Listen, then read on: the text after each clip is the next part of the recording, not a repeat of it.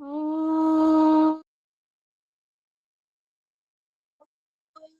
भुवः स्वः तत्सवितुर्वरेण्यं भर्गो देवस्य धीमहि धियो यो नः प्रचोदयात्। ॐ असतो मा सद्गमय तमसो मा ज्योतिर्मृत्योर्मा अमृत।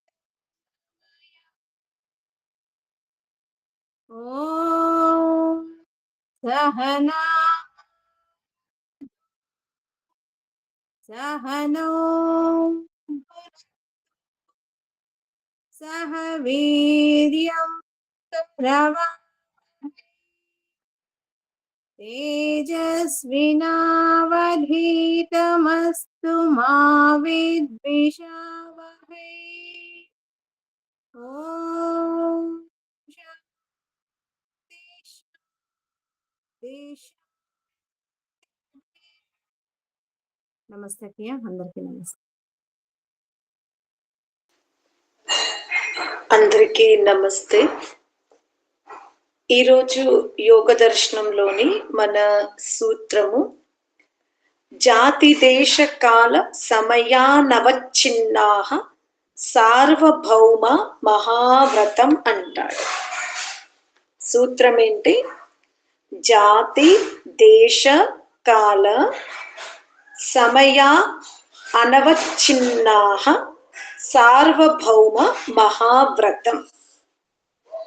మనం ఏదైతే వ్రతం తీసుకుంటామో, వ్రతం తీసుకున్నప్పుడు ఆ వ్రతాన్ని ఒక జాతితో అంటే ఒక సమూహముతో, ఒక దేశమున, ఒక కాలమున, ఒక సమయమున, అంటే ఇప్పుడు మాంసభక్షణ చేసేవారిని తీసుకుందాం. నేను ఆవును తినను, కానీ ఒక 2 రకాల ప్రాణులను మాత్రం తింటాను అంటే అతను అక్కడ జాతితో తన వ్రతమును వ్యక్తపరుస్తున్నాడు. అంటే నేను ఇవి 2 తింటానంటే మిగతా ఏవి తినను అని.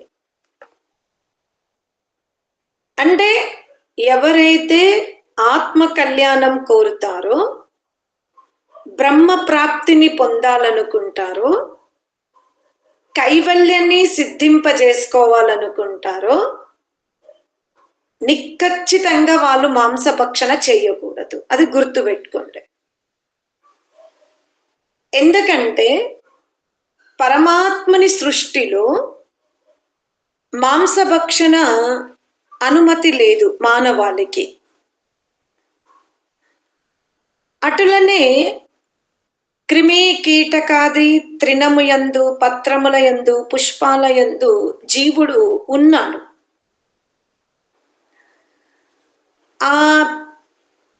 అక్కడ భూతేంద్రియాత్మకం అనగా తృణములయందు, పత్ర పుష్పాలయందు మనకున్నటువంటి ఇంద్రియ శక్తి లేదు కనుక వాటిని మనం ఉపయోగించుకోవచ్చు అనేది పరమాత్మని ఆజ్ఞ. కానీ పశుపక్షాదుల యందు ఇంద్రియ శక్తి ఉంది, వాటికి పీడ ఉంటుంది, బాధ ఉంటుంది. అందుకనే పరమాత్మని ఆజ్ఞ వాటిని తినుమని చెప్పబడలేదు. కనుక ఎవరైతే మోక్షధామాన్ని కోరుతారో వారు ఇంద్రియ సామర్థ్యం ఉన్న ప్రాణిని హింసించి భుజించకూడదు. అటులనే నేను గురువుని మాత్రం మోసం చెయ్యను, అంటే గురువుతో నేను కఠోరంగా ప్రవర్తించను, తోబుట్టువులతో కఠోరంగా ప్రవర్తించను, కానీ అన్యులతో కఠోరంగా ప్రవర్తిస్తాను అని జాతి అనగా నేను వీరితో చాలా మృదువుగా సంభాషిస్తా. వీరిని తప్ప వీరితో నేను చాలా కఠోరంగా ప్రవర్తిస్తాను అనేది అక్కడ జాతితో ఆ వ్రతాన్ని మనం ఆచరించొద్దు. వాళ్ళు గురువులైనా సరే, సేవకులైనా సరే, తోబుట్టువులైనా సరే, ఏ ఇతర ప్రాణులైనా సరే మనం యథాయోగ్యమైన వ్యవహారమే చెయ్యాలి. అనుచిత వ్యవహారము, బాధ కలిగే మాటలు మనం మాట్లాడకూడదు. అందుకనే నేను వీరితో అంటే ఒక గురువుతో, నాకంటే వయసులో పెద్దవాళ్ళతో నేను చాలా జాగ్రత్తగా మాట్లాడతాను. కానీ ఇతరులతో మాత్రం నేను తీవ్ర కఠోరంగా ఉంటాను అంటే అక్కడ వ్రతభంగము జరిగినట్టే.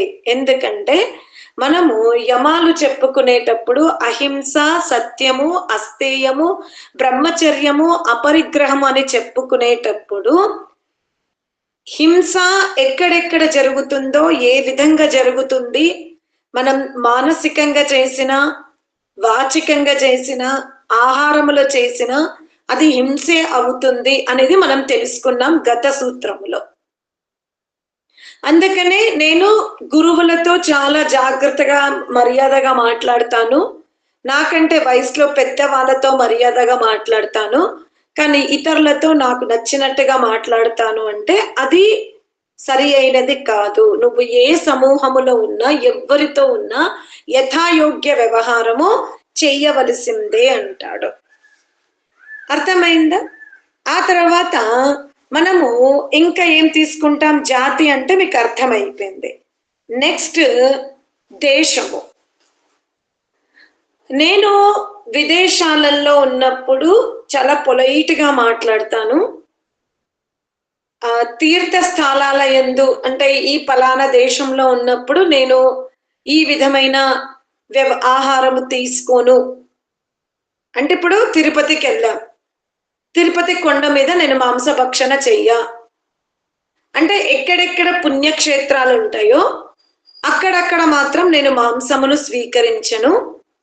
కానీ నా స్వీగ్రామానికి వచ్చినప్పుడు మాత్రం నేను మాంసమును భుజిస్తాను అంటే అది సరి అయినది కాదు. దానివల్ల కూడా కైవల్య సిద్ధి లభించదు అంటాడు. అర్థమైందా? ఆ తర్వాత కాలము, ఈరోజు అమావాస్య, ఈరోజు పౌర్ణమి, ఈరోజు గురువారము, ఇది శ్రావణము, ఇది కార్తీకము కనుక నేను ఈ మాసాలలో మాంసభక్షణ చెయ్యను అంటే హింస చెయ్యను అని తీసుకోండి. హింస అంటే ఆహారపు హింస, వాచిక హింస, మానసిక హింస. అమ్మో ఈరోజు నా మౌన వ్రతం, నేను ఇవాళ ఎవరితో కూడా కఠోరంగా వ్యవహరించను అని మనము ఒక కాలముతో, ఈ చాతుర్మాస్యంలో నేను ఇలా ప్రవర్తిస్తాను, ఈ చాతుర్మాస్యంలో నేను ఇలా ఉంటాను, ఈరోజు గురువారము నేను మనస్సుతో కానీ, వాక్కుతో కానీ, చేష్టలతో కానీ ఎవరిని ఇబ్బంది పెట్టను, ఇలా మనము కాలముతో వ్రతం చేశామనుకోండి అప్పుడు కూడా కైవల్య ప్రాప్తి లభించదు అంటాడు. ఆ తర్వాత సీమ, జాతి, దేశము, కాలము, తర్వాత ఏమైపోయింది? సమయం. నేను ఉదయము 6 నుంచి 10 గంటల వరకు మాత్రము ఎవ్వరి గురించి నకారాత్మకంగా ఆలోచించను, మాట్లాడను. భూమితో దున్ని వచ్చిన పదార్థాలు కూడా నేను తినను. ఆ 4 గంటలు నేను నీళ్ళు కూడా త్రాగను. ఎందుకంటే నీళ్ళ ఉత్పత్తి అంటే మన ఇంటికి నీరు చేరుకోవాలన్నా చాలా ఎంతో మంది మోర్లు తవ్వేటప్పుడు, పైప్ లైన్ వేసేటప్పుడు హింస ద్వారా వస్తుంది గనక నేను నియమం పెట్టుకున్నాను, 6 నుంచి 10 గంటల వరకు నీళ్లు త్రాగను. అమ్మో నేను 6 నుంచి 10 గంటల వరకు ఎవరిని కఠోరంగా తిట్టను. 6 నుంచి 10 గంటల వరకు నేను నా మనస్సుతో ఎవ్వరి గురించి నకారాత్మకంగా ఆలోచించను అని. మరి 10 తర్వాత? అందుకని ఈ వ్రతాలని మనము సమయముతో కానీ, కాలముతో కానీ, ఒక దేశమునందు కానీ బంధింపజేసుకొని నేను అహింసా వ్రతమును ఆచరిస్తున్నా అని అనకండి. మీరు మనసా వాచ కర్మన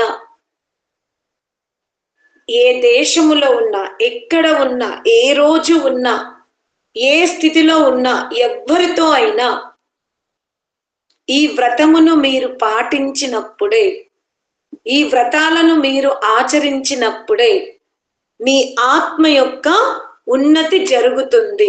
అలాగే మీరు సత్యం తీసుకుంటే, సత్యమును కూడా తీసుకున్నప్పుడు ఒక కసాయివాడు వచ్చినప్పుడు ఆవును మాత్రం నేను రక్షిస్తా, కానీ మిగతా పశువులని నేను అవి ఎందుకంటే కసాయివాడు వాటిని చంపాలనుకున్నప్పుడు మీరు కోడిని చూడండి, మేకను చూడండి, చేపను చూడండి, ఏవైనా ఇంద్రియ శక్తి గల ప్రాణులన్నీ కూడా వాటికి ఏదైనా అఘాయత్యం జరుగుతుందన్నప్పుడు అవి పరిగెత్తే ప్రయత్నం చేస్తాయి. మీరు గమనించండి, అవి తమని తాము రక్షించుకునే ప్రయత్నం చేస్తాయి వేటికైతే ఇంద్రియ సామర్థ్యం ఉంటుందో. గమనించండి, మీరు ఇప్పుడు వాహనంలో వెళ్తారు, కుక్క ఎదురుగా వస్తుంది, పాపం దానికి ఎటు వెళ్ళాలో తెలియదు, కానీ దానికి అర్థమైపోతుంది ఇప్పుడు నేను రక్షించుకోవాలి, కానీ అంతలోపు మనం దాన్ని ఢీ కొట్టేస్తాం. అంటే ఇంద్రియ సామర్థ్యం గల ప్రాణులన్నీ కూడా తమని తాము రక్షించుకోవాలి అనుకుంటవి. ఏదైనా మీరు చూడండి, పాము చూడండి, పిల్లిని చూడండి, ఎలుకను చూడండి, మీరు చిల్ల పురుగును కూడా చూడండి, ప్రతిదీ కూడా ఇంద్రియ సామర్థ్యం గల ప్రాణులన్నీ తమని తాము రక్షించుకోవాలి అనుకుంటవి. కానీ ఆక్రమణ జరిగిన తర్వాత అవి రక్షింపబడవు. ఇంద్రియ సామర్థ్యం ఉంది కనుక వాటికి అర్థం అవుతుంది. కానీ మనం ఏం చేస్తాము, గోమాత గావో విశ్వస్య మాతరః, ఆవు విశ్వానికి తల్లి, పాలిస్తుంది. కాబట్టి కసాయివాడు ఆవుని చంపడానికి వస్తైతే నేను ఎదురు తిరుగుతా, ఆ ఇంటి ముందు మేకల్ని కోళ్ళని చంపితే నేను ఎదురు తిరిగా. అడిగాడు కసాయివాడు, మా మేక మా కోడి ఎగురుతిటి వైపు వచ్చిందమ్మ, నువ్వు చూసావా అంటే చెప్పేయడమా? ఆవును అడిగితే మాత్రం మౌనంగా ఉండడమా? కాదు. మనం సత్యం చెప్పాలనుకున్నాం, సత్యాచరణ చెయ్యాలనుకున్నాం కనుక విషమ స్థితి ఉంది, కష్టస్థితి ఉంది అంటే మౌనంగా ఉండండి, అంతేగాని అబద్ధం చెప్పకండి. కానీ ఆవుని మాత్రం సంరక్షించాలనుకున్నప్పుడు నేను సత్యం మాట్లాడా, నాకు తెలియదండి అంట, కానీ అదే కోడి గురించి, మేక గురించి, ఇంకా నాకు అపకారం చేసే వ్యక్తి గురించి అడిగితే మాత్రం ఉన్నది ఉన్నట్టుగా చెప్తా. అలా కాదు. మనం ఒక ప్రాణిని సంరక్షించాలి, అది ఏ రకమైన ప్రాణి కానివ్వండి, అది ఏ విధమైన ప్రాణి కానివ్వండి, మనం వాటి విషయంలో అబద్ధాలు ఆడకూడదు.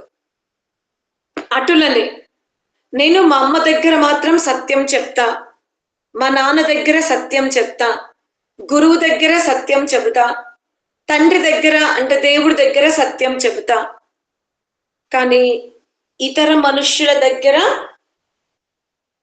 అబద్ధం ఆడుతా అంటే కుదరదు. నువ్వు సత్యాచరణ ఎవరి దగ్గరైనా చెయ్యు, రెండే. నీకు అభిమతం అంటే ఆ ఇష్టం లేకపోతే మౌనంగా ఉండు,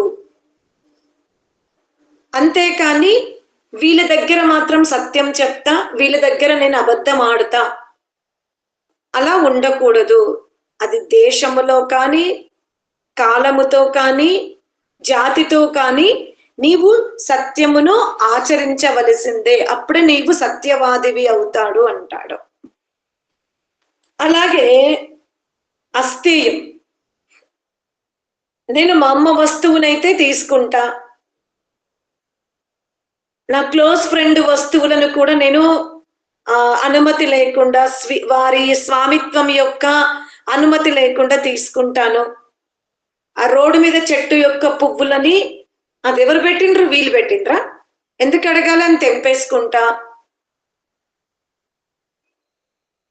ఇలా చేసినప్పుడు మనం అనుకుంటున్నాము నేను దొంగతనం చెయ్యట్లేదని, కానీ శాస్త్ర ప్రకారముగా స్వామి యొక్క అనుమతి లేకుండా, అది తల్లి అయినా సరే, తండ్రి అయినా సరే, ఇష్టమిత్రులైనా సరే, మనం అనుమతి లేకుండా వారి వస్తువుని మనం తాకకూడదు.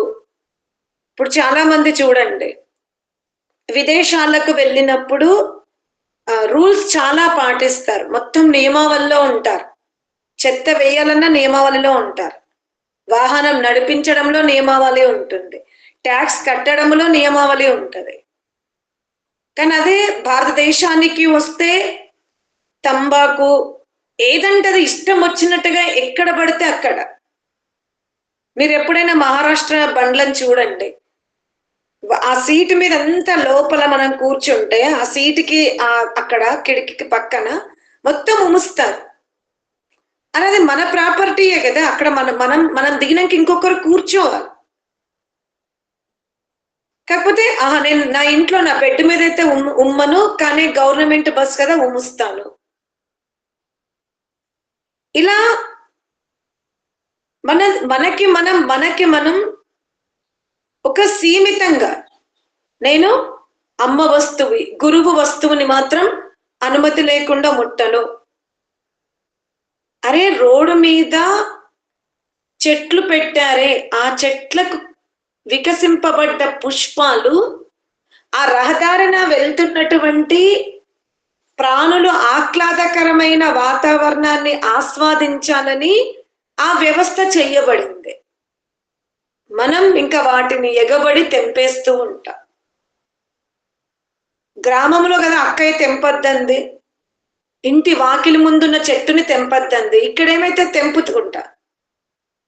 అరే గ్రామంలో ఇంటి యజమాని అనుమతి లేకుండా ఎలా తెంపకూడదు, అలాగే మనం దారి పొంటు వెళ్తూ ఉన్నప్పుడు ఆ దారి అందముగా అలసట లేకుండా జర్నీ చెయ్యాలని ఒక వ్యవస్థగా పెట్టబడినటువంటి చెట్లను మనం తెంపుతున్నామంటే అక్కడ కూడా ప్రభుత్వ అనుమతి లేకుండా తెంపుతున్నాం అంటే అది కూడా దొంగతనమే. దాన్ని కూడా నేను అమెరికాలో ఉంటైతే తెంపను అడగకుండా, ఇండియా మనదే, మా ఊరు మనదే, అలా కాదు. ఎక్కడైనా ఏ స్థితిలో అయినా ఈ అస్తేయ వ్రతాన్ని మనం ఆచరించవలసిందే. అహింస, సత్యము, అస్తేయము, బ్రహ్మచర్యం. చాలా మంది బ్రహ్మచర్యమును అంటే శాస్త్రోక్తముగా సంతానోత్పత్తి కొరకే ఆ సృష్టి ఉంది అని శాస్త్రం చెప్తుంది. కానీ అంతటి నిష్ఠ చాలా కష్టం. బ్రహ్మచర్య ఆశ్రమంలో అంటే వివాహం చేసుకోకపోయినా బ్రహ్మచారులైనా సరే, బ్రహ్మచారిణులైనా సరే, గృహస్థులైనా సరే జితేంద్రియత్వమును రక్షించుకోవాల్సిందే. ఎందుకంటే ఆత్మ కైవల్య ప్రాప్తిని పొందాలి అంటే మనం తీసుకున్నటువంటి ఆహారము కొంత మలముగా మారుతుంది, ఇంకా సూక్ష్మమైతే అది రక్తముగా, మజ్జగా, అస్థులుగా మారుతుంది, ఇంకా సూక్ష్మమైనది వీర్యముగా మారుతుంది. ఆ వీర్యాన్ని మనము రక్షించుకుంటే అది ఊర్జగా మారుతుంది, అంటే ఒక కాంతివంతమైన శక్తిగా మారుతుంది.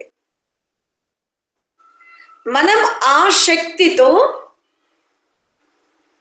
ఆత్మను బలముగా మార్చుకోగలుగుతాం.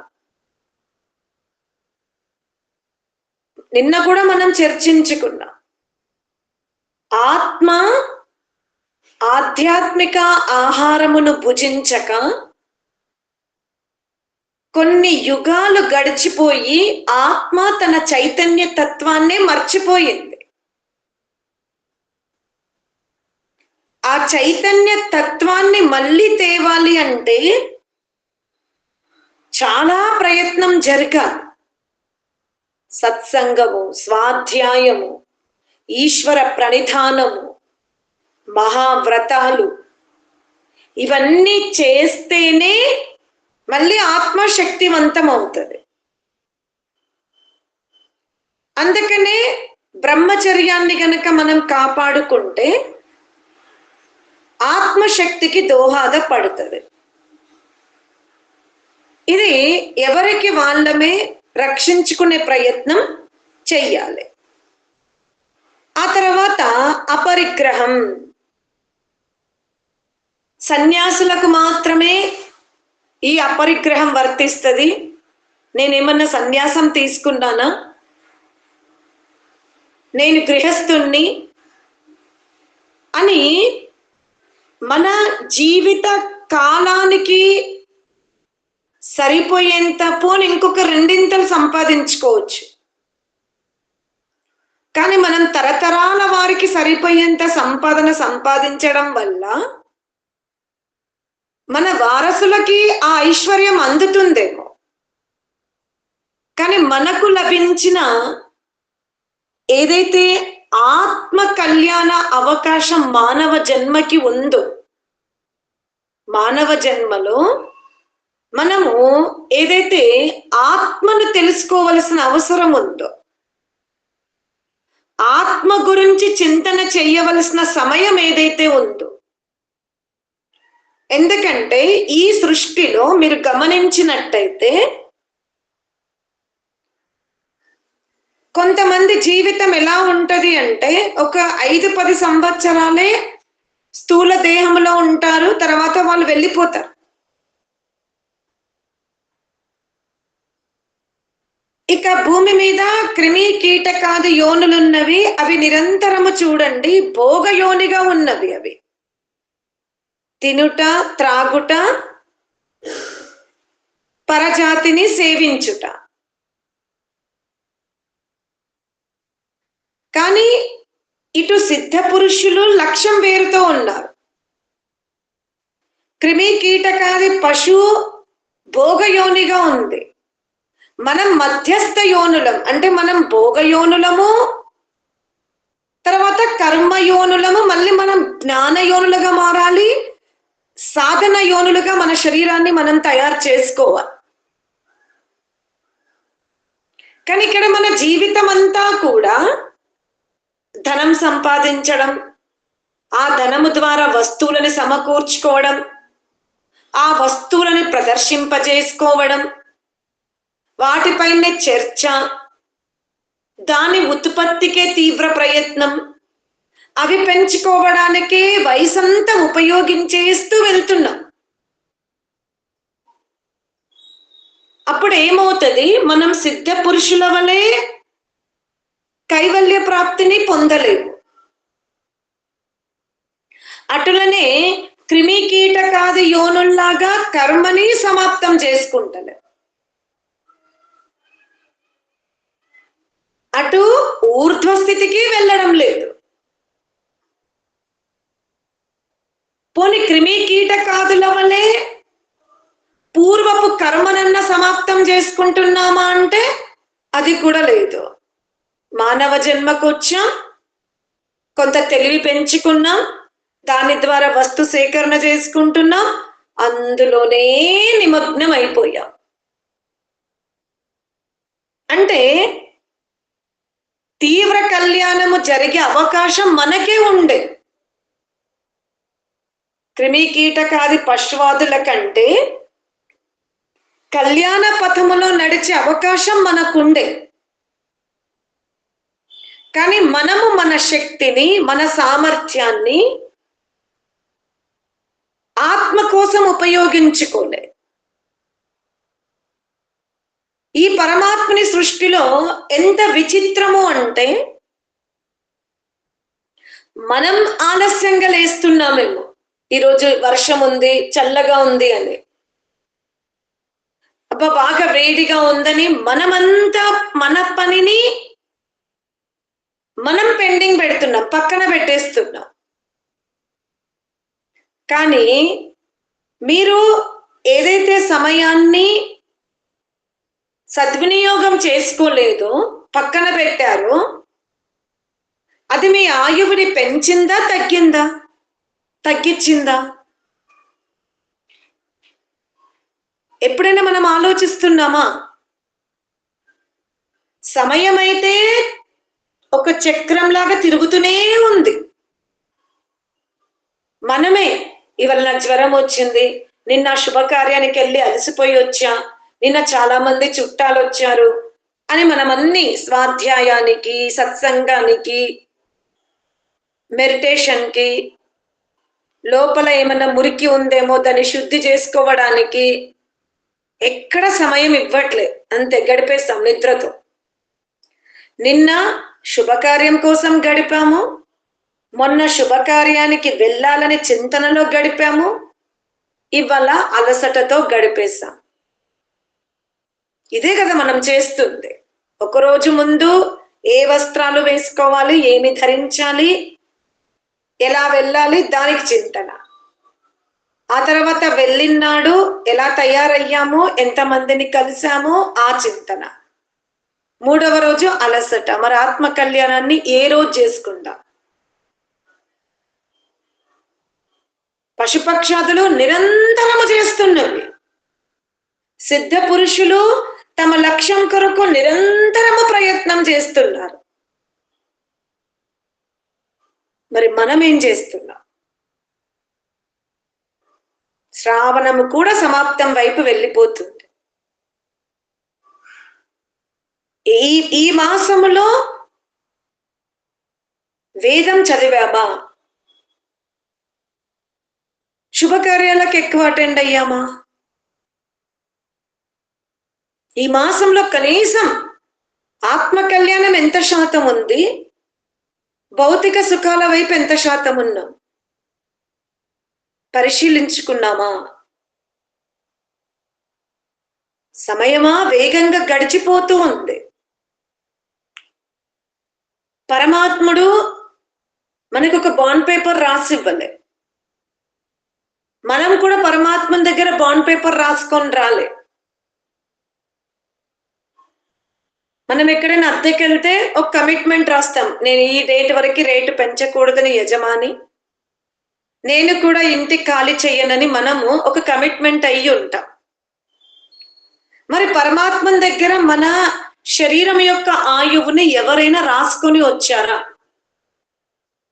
నీవు ఎప్పటి వరకైతే వివేకివి కావో, మోక్షానికి అర్హత సంపాదించవో, కైవల్య సిద్ధి చేసుకోవో, పురాతనమైన కర్మల్ని శుద్ధి చేసుకోవో, అప్పటి వరకు హే పరమాత్మ నీవు నాకు ఈ మానవ శరీరము నుండి నన్ను వేరు చెయ్యకూడదు అని అతను కానీ మనము కానీ కమిట్మెంట్ అయ్యి ఉన్నామా?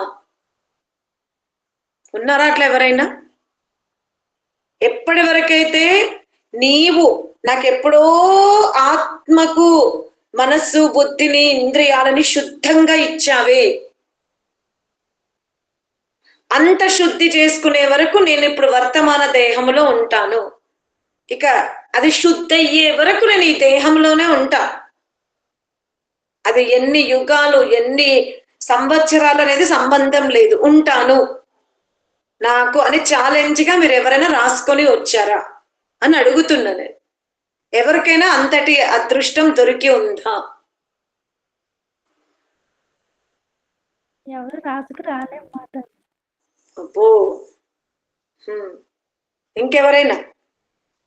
నేను నా ఆత్మని శ్రేష్ఠ మార్గం వైపు నడిపించుకోవడానికి ఈ మానవ జన్మలో నేను కోరుకున్న రోజే నువ్వు ఈ దేహము నుంచి నన్ను తీసుకెళ్ళు, అప్పటి వరకు ఈ దేహములో నేను ఉంటాను అని మీరు పరమాత్మ దగ్గర బాండ్ పేపర్ రాసుకొని వచ్చిన వాళ్ళు ఎంతమంది ఉన్నారు అని అడుగుతుంది.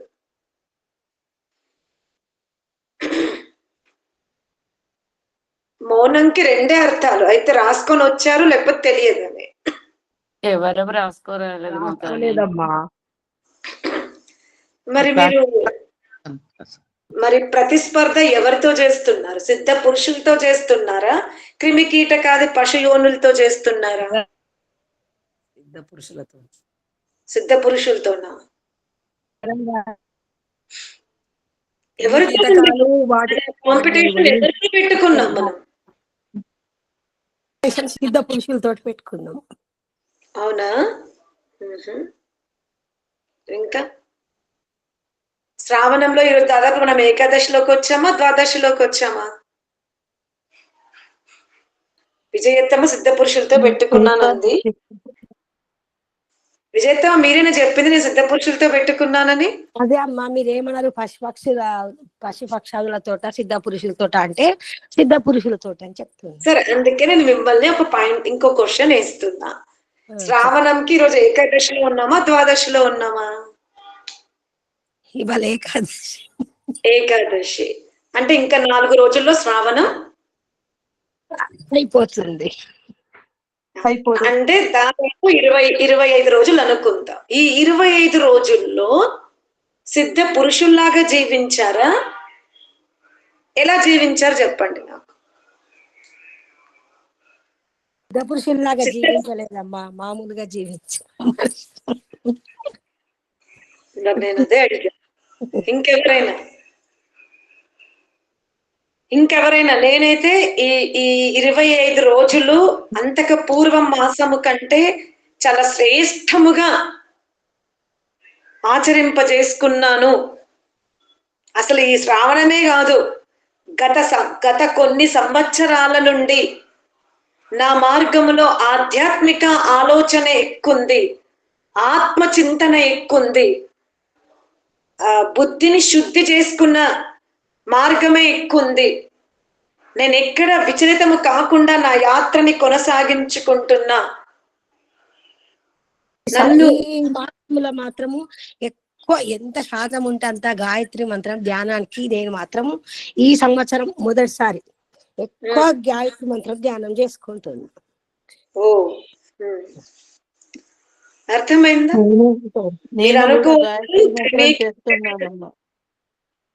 ఓకే, మీరు ఎప్పుడు కూడా అనుకోకూడదు నేను క్రిమి కీటకాదుల కంటే గొప్ప స్థితిలో ఉన్నాను అనుకోకండి. ఎందుకంటే అవి తమ కర్మని ఏం చేసుకుంటున్నాయి, అవి పూర్తి చేసుకుంటున్నవి.